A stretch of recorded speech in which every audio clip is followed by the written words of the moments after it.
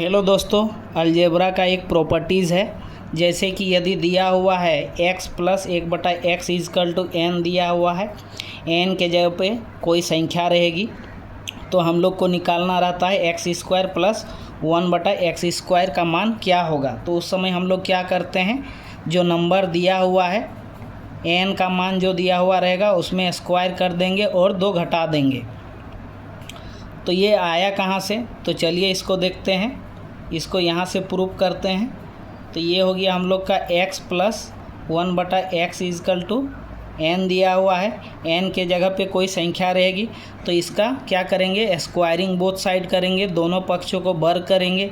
तो वर्ग करने से क्या होगा, ये x प्लस 1/x का होल स्क्वायर हो जाएगा, बराबर हो जाएगा n²। इसको तोड़ देंगे a प्लस b का होल स्क्वायर में, तो ये हो गया x² plus 1/x² plus 2 into x into 1/x बराबर क्या हो जाएगा हम लोग का, बराबर हो जाएगा n²। ये x से x कट गया तो हम लोग को क्या मिला, x² प्लस 1/x² प्लस 2 बराबर क्या हुआ, n²। इसको आगे लिखेंगे,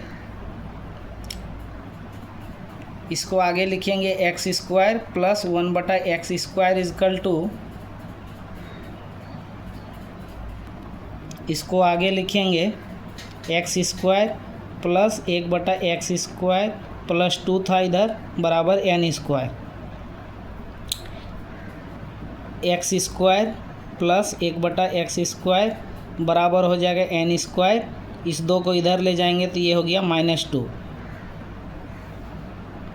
तो ये हम लोग का प्रॉपर्टी प्रूफ हो चुका है।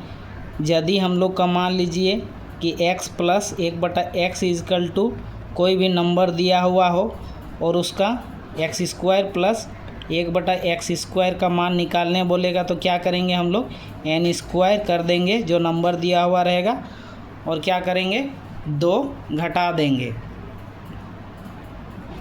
तो चलिए इससे रिलेटेड एक सवाल देखते हैं। तो जैसे कि दिया हुआ सवाल है a प्लस 1/a बराबर 4 दिया हुआ है, तो a² प्लस 1/a² का मान क्या होगा। तो थोड़ी देर पहले हम लोग पढ़े थे कि यदि ऐसा क्वेश्चन दिया हुआ रहे तो क्या करेंगे, जो नंबर दिया हुआ रहेगा तो क्या करेंगे, उसका स्क्वायर कर देंगे। n के जगह पे यहाँ क्या है, 4 है, तो 4 का स्क्वायर कर देंगे, ये हो गया 16 में से 2 क्या करेंगे, घटा देंगे, तो ये कितना होगा, 14। ये हो गया हम लोग का आंसर। तो ये किसका मान आया, a² प्लस 1/a² का मान हम लोग को 14 मिला।